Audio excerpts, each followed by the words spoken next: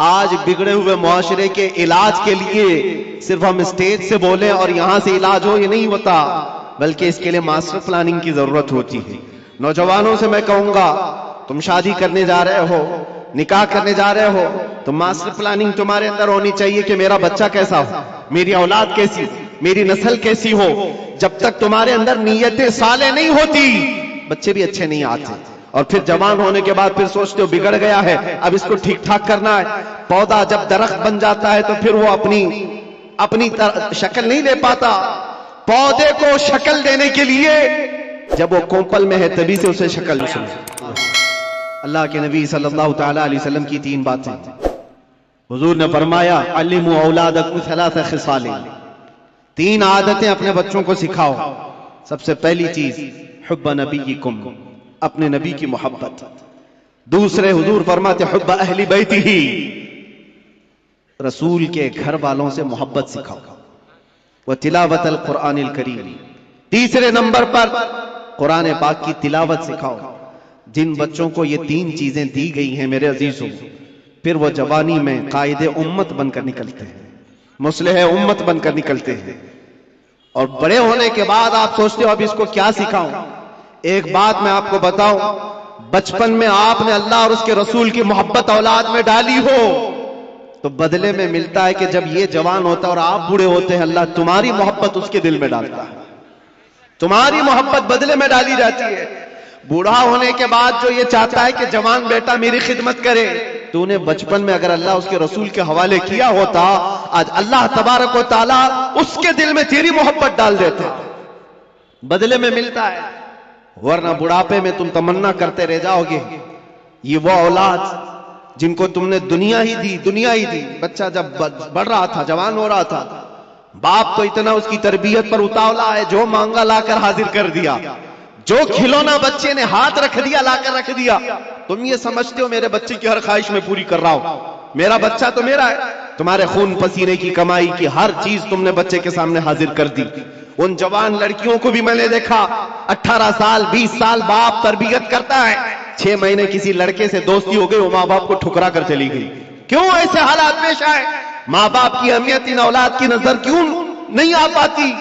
वजह सिर्फ यह है, बचपन में जो तुम्हें उन्हें देना था वो नहीं दिया, दुनिया खूब लाकर दे दी।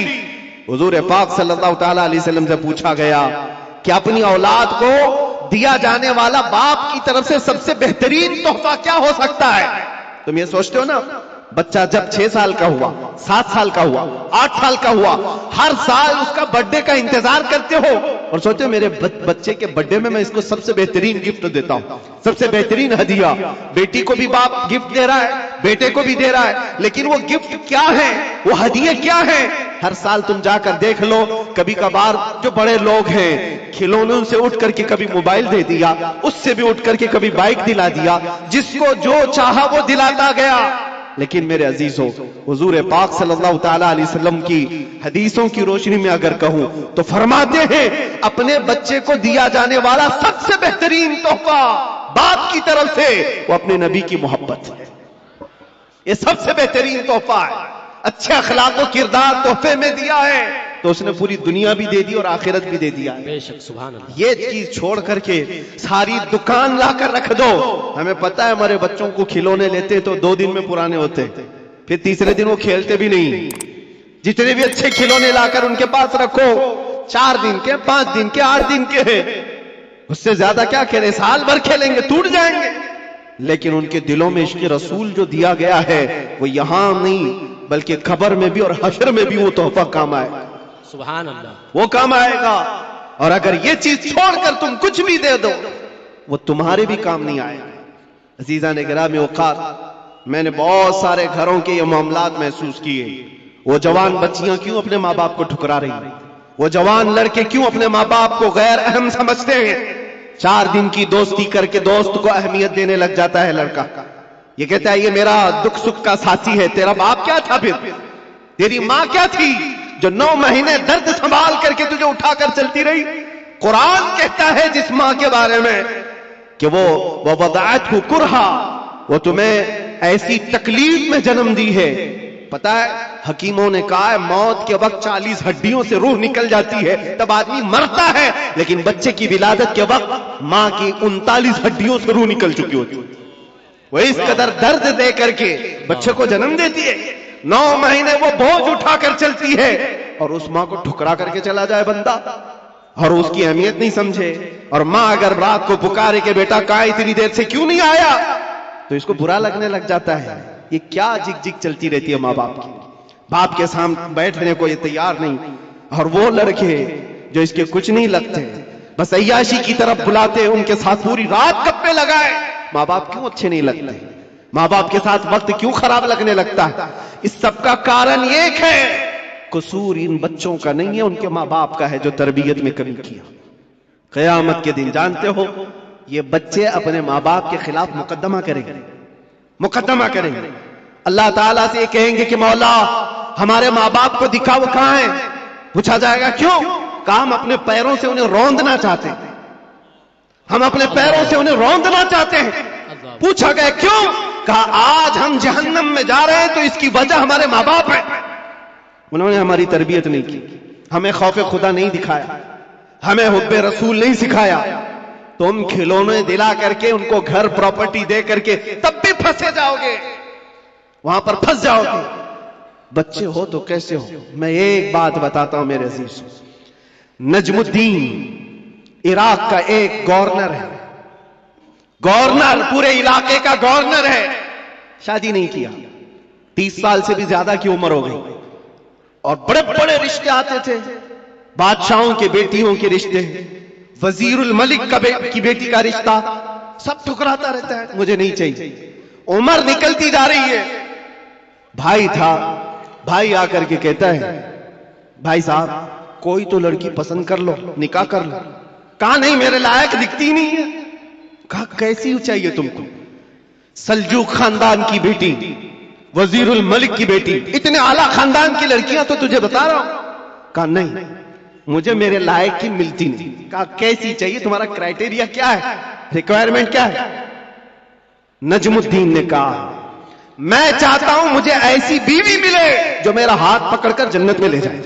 सुभान अल्लाह। दूसरी चीज मेरा क्राइटेरिया यह है, ऐसी बीवी मिले मुझे जो मुझे दुनिया से बेजार करे और अल्लाह की तरफ ले जाए।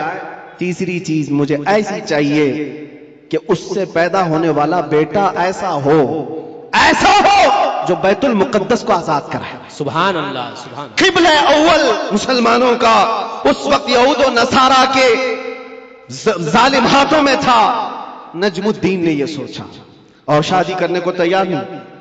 जाहिर सी बात है ऐसे क्राइटेरिया की लड़की ढूंढना भी मुश्किल है, मिले तो कहां मिले।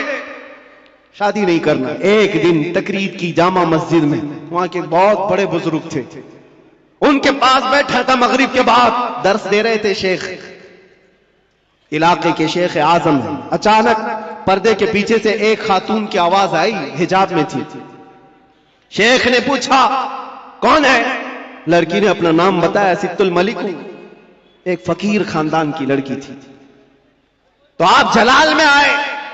बुजुर्ग जो शेख आजम है फरमाते बेटी तुझे हो क्या गया है?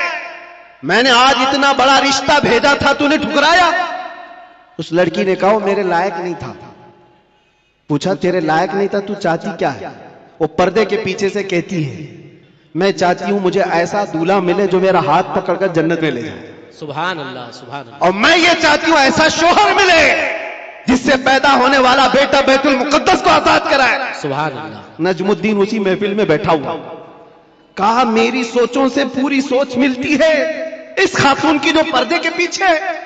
उठा और शेख से कहा हुजूर क्या मेरी सगाई या मेरी मंगनी उस लड़की से आप करा सकते हैं जो पर्दे के पीछे? बुजुर्ग ने फरमाया तू देखा है उसको? कहा मुझे जरूरत नहीं। कहा तू जानता है उसका खानदान? कहा वो भी मुझे जरूरत नहीं, उसकी नीयत मेरे लिए काफी है, जो मेरी नीयत है वो उसकी नीयत है। शेख ने फरमाया नजमुद्दीन तू इलाके का गवर्नर है और वो इस मोहल्ले के सबसे फकीर खानदान की लड़की है, कहां मैचिंग होगी? नजमुद्दीन ने कहा फिर भी मुझे चलेगा। वो मगरिब के बाद बैठा, ईशा से पहले उसी मस्जिद में निकाह भी हो गया। सुभान अल्लाह। उसी रात को विदाई भी हो गई। सुभान इधर लड़का भी राजी, लड़की भी राजी। नीयतों का मिलाप था, नीयतों का एकजा होना था। ये नजमुद्दीन अपनी दुल्हन को लेकर गया। जानते हो मेरे अजीजों, तारीख के औराक उठाकर देख लो, ये वो हसीन जोड़ा है जिससे पैदा होने वाले लड़के का नाम सलाहुद्दीन अय्यूबी है। सुभान अल्लाह, सुभान अल्लाह, सुभान अल्लाह। बहुत खूब, सुभान अल्लाह। कौन है सलाहुद्दीन? ये आसमान से उतरा हुआ नहीं था, ये जमीन से निकला हुआ नहीं था। माँ बाप की सालेह नीयत की वजह से सलाहुद्दीन पैदा होता है। माँ बाप की जब तरबियत हो, उनकी नीयत साले हो, तो आज बच्चे साले पैदा होंगे। लोग आज, जाहिर सी बात है, एक साहब है, वो सवाल कर रहे थे, वो बयान कर रहे थे। उस बयान में एक खातून ने आकर के कहा, मौलाना आप करबला के वाकयात बहुत सुनाते हैं, करबला के वाकयात बहुत सुनाते हैं, हुसैन आजम के तज़किरे, उनके सबर, उनके इस्तिकामत, उनके जज्बे, शहादत सब बहुत सुनाते, लेकिन फिर कोई हुसैन क्यों नहीं पैदा होता? मौलाना ने अच्छा जवाब दिया। वो खातून सवाल कर रही थी, कहा हुसैन जरूर पैदा होगा, पहले फातिमा तो आए कोई। सुभान अल्लाह, सुभान अल्लाह। फातिमा होगी तो हुसैन भी आएगा। घरों के हालात जब दुरुस्त हो जाते हैं तो मेरे अजीजों, उन खानदानों में नेक और साले औलाद होती है। दरख्त बन जाने के बाद हम तरबियत की सोच रहे हैं, बिगड़े हुए माशरे को सुधारने के लिए। अब तो यहां पर कचरा निकालने के लिए हाथ नहीं, बड़े बड़े बिल्डोजर लगाने पड़ते हैं, तब जाकर के कचरे निकलेंगे। लेकिन जो नौजवान है, मैं उनसे गुजारिश करूंगा, नीयत कर लो, साले नीयत अल्लाह की बारगाह में कि मौला मुझे तहसीन फर्ज अता फरमा, मेरी शर्मगाह की हिफाजत अता फरमा, मुझे वो नेक खातून दे जो मुझे दुनिया से हटाकर जन्नत की तरफ ले जाए, मुझे दुनिया की मोहब्बत से निकालकर अल्लाह उसके रसूल की मोहब्बत डाले। तुम्हारी नीयतों से अल्लाह तबारक व तआला वो चीज तुम्हें अता करेगा। पहले से ही अगर ये सोचता है जवान, ऐसी दुल्हन मिले जो चार लोगों में खड़ा करूं तो लोग उसे देखते रहे, बेहया आदमी, दयूस आदमी, जो अपनी औरत का मुजाहरा कराना चाहता है, शादी इसलिए करना चाहता है कि चार लोगों में उसकी खूबसूरती दिखाए, उस शख्स के बारे में मेरे आका फरमाते वो जहन्नमी है, वो जहन्नमी है, वो जहन्नमी है। 3 बार फरमाया। पूछा कौन? हुजूर फरमाते हैं जो अपनी, जिसकी औरत उसके शोहर के बगैर बेपर्दा बाहर निकलती, या जो मर्द अपनी औरत को आजाद घुमाता है, उसके बारे में कहा गया वो दयूस है, जहन्नमी। तुम्हारी नीयतें साले हो, तुम्हारी नीयतें पाकीज़ा हो तो औलाद भी आएगी। और मुआशरे में इस्लाह के लिए हमें मास्टर प्लानिंग की जरूरत है। यही मैं कहना चाहता हूं, आज बीज बो, फसल तुम्हारी नस्ल निकालेगी और अच्छी उम्दा फसल देखेगी। और इस मुआशरे के बिगड़े हुए हालात को मेरे अजीजों मिलकर के सही किया जा सकता है। नशे के मुतालिक मुझे बड़ी अजीब कुफ्त महसूस होती है। क्यों? तुम किस नशे में आज डूबे हुए हो? कौन सा है ये नशा? ये शराब, धतूरा, ये सारे ड्रग्स, इस चीज के लिए उम्मत मुस्लिमा बनाई गई। कुरान में तो अल्लाह फरमाता है, कुंतुम खैरा उम्मतिन उखरिजत लिन्नास, तुम सबसे बेहतरीन उम्मत हो जो इंसानों में निकाले गए हो। इंसानों में अल्लाह ने तुमको सबसे बेहतरीन उम्मत बनाया। बेहतरीन उम्मत के ये काम कहां से हो सकते हैं?